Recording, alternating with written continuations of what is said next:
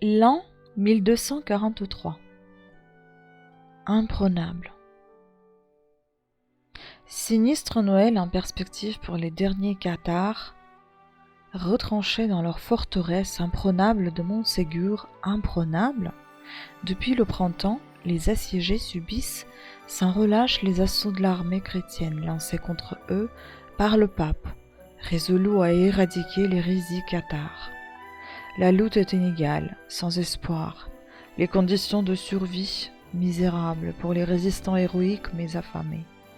L'ennemi vient de réussir à escalader la falaise, une prouesse pour s'emparer d'une tour où ils vont bombarder la citadelle. Difficile de prier pour un miracle de Noël. Les cathares ne croient pas à la nativité ni au sauveur. Pourtant, le 24 décembre, deux d'entre eux, Mathéus et Pierre Bonnet, parviennent à s'échapper de Montségur avec le mystérieux trésor des cathares. Sa légende commence. Les dragons de Noël. En Norvège, les fidèles chantent la messe de minuit dans d'étonnantes églises en bois debout, stavkirke, au-dessus de leur tête sur le toit, d'effrayantes créatures en bois sculptées, tout droit venues de la proue des Drakars vikings, veillent à éloigner les mauvais esprits. Rassurante alliance du païen et du chrétien.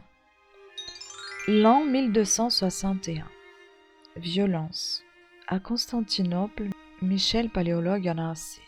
Depuis 3 ans, il doit partager le pouvoir avec son pupille Jean IV, le légitime empereur byzantin qui n'a que 11 ans. En ce 25 décembre, jour de lumière et anniversaire de leur double couronnement, sa décision est prise. Ce petit prince ne verra pas, dans tous les sens du terme, une autre année de trône. Pas question de lui crever les yeux, non.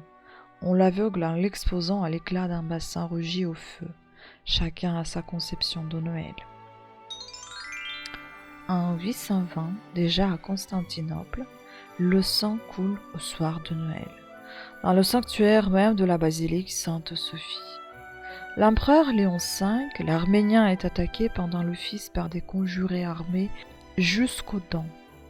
Les partisans du condamné à mort Michel le Bègue, dont il a reporté l'exécution le lendemain à cause de la sainteté de Noël.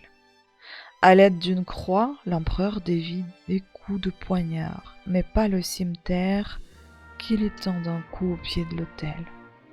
En montant sur le trône, Michel exile les 4 fils de son prédécesseur, non sans les avoir rendus eunuques, histoire de bien tourner la page de ce Noël pas vraiment orthodoxe.